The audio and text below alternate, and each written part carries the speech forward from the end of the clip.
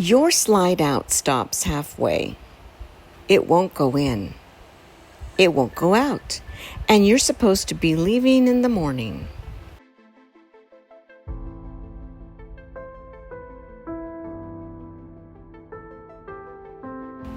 So you call the dealership you bought it from. And somewhere in that conversation, you hear a sentence that stops you cold. That's not covered by us.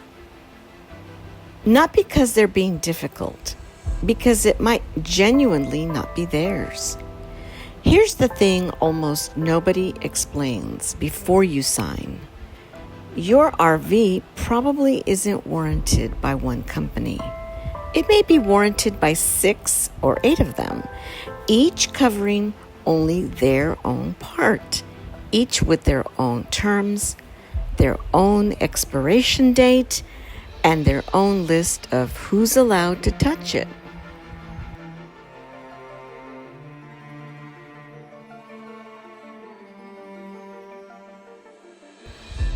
And the afternoon your slide fails is the worst possible time to be learning that. What an RV actually is. Think about how the thing was built. One company builds the coach, the box, the walls, the cabinetry, the assembly. But they didn't make the axles. They didn't make the furnace, or the water heater, or the refrigerator, or the air conditioner, or the slide mechanism, or the leveling system, or the converter, or the tires. On a motorhome, they didn't make the chassis or the engine either. Those came from other manufacturers, and those manufacturers generally warrant their own products, not the coach builder. So the coach warranty covers what the coach builder is responsible for. The chassis warranty covers the chassis. The appliance warranty covers the appliance. And the terms don't line up neatly with each other because there's no reason they would. Why that matters on a Tuesday afternoon? 3 practical consequences, and they all show up at once when something fails. Different expiration dates. Your coach warranty might run one length, the chassis another, the appliances something else entirely, and some component warranties run considerably longer than the coach warranty does, which means my warranty expired is often not one fact. It's 5 or 6 different facts, and at least one of them may still be live. That's worth sitting with.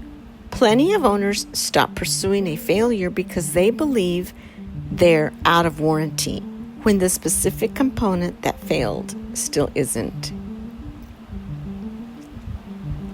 Different authorized service agents. Repairs generally have to be sought from a service agent authorized by whichever company warrants the failing part. Take the wrong problem to the wrong shop, and you may get a bill for a delay or a repair that doesn't count toward anything. Different notice addresses. If you ever get to the point of giving formal written notice, that notice usually goes to the manufacturer rather than the dealership, and where more than one company might be responsible for the failing part, some state guides advise notifying every manufacturer that could be responsible rather than guessing wrong. You cannot do any of that in a hurry. You need it already written down. Build the map before you need it. This is a 45-minute job. Once, on a calm afternoon, with your paperwork in front of you, not in a campground at 9 at night with the slide stuck open. Get every warranty booklet you were given. Then go system by system and write down for each one which company warrants it, what the term is, when it expires, and who their authorized service agent is. Work through this list. Coach and house structure. Chassis and drivetrain, if you have one. Frame, axles, suspension, tires. Slide outs and leveling. Roof and sealants. HVAC and furnace. Appliances and water heater. Plumbing, tanks, propane. Electrical converter, generator. Some rows will be obvious. Some will send you looking for a booklet you never opened. A few you may have to call about. That's fine. Do it now while nothing is broken and nobody is under pressure, including the person on the other end of the phone.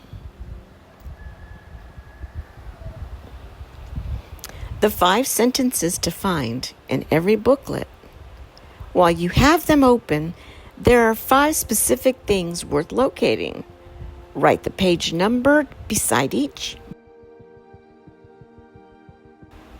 because these are the sentences that decide arguments later. What's excluded? Every warranty has an exclusion section, and it is the most skipped page in the entire document. Any duty on you to inspect or maintain. This one catches people badly. Some warranties place an ongoing obligation on the owner to inspect and maintain sealants on a schedule. Miss it and a water claim can turn into a maintenance argument. The notice the warrantor requires before a claim. Some booklets specify how and where you have to notify them. If there's a required procedure and you didn't follow it, that can become the whole conversation. Any arbitration, mediation, choice of law, or forum clause.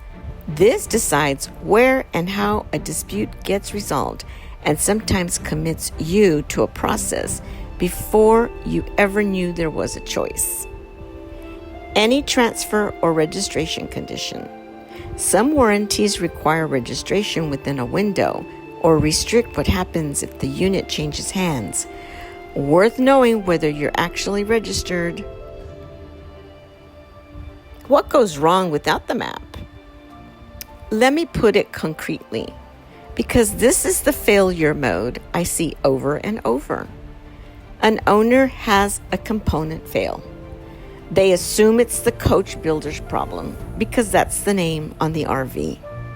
They spend 4 months going back and forth with the selling dealership. The dealership's service department isn't authorized for that component, so nothing meaningful happens, and none of those visits create a useful record. Meanwhile, the actual warrantor, the company that made the failing part and might have handled it in 3 weeks, never hears about it at all. And in some cases, their own warranty term quietly expires during those 4 months. Nobody lied to anybody. The owner just aimed at the wrong target because nobody had ever explained that there was more than one. What to do this week? If you're new to your RV, build the map now. 45 minutes, 1 page, done. If you've had it a while and never did this, build it anyway, especially if something is currently failing. Start with the system that's giving you trouble and work outward. And if you're shopping for an RV right now, ask the dealership before you sign which components carry separate manufacturer warranties and what those terms are. It's a completely reasonable question, and how comfortably it gets answered tells you something useful. The question nobody asks is simply, who actually warrants this part? It sounds like paperwork trivia right up until the afternoon something breaks. And then it's the only question that matters because it determines who you call, who's allowed to fix it, whose clock is running, and where any notice has to go. Answer it once on a calm afternoon, and it's answered forever. I built a worksheet for exactly this, and it's linked below. But a sheet of notebook paper works too. Just don't be figuring it out with the slide stuck open.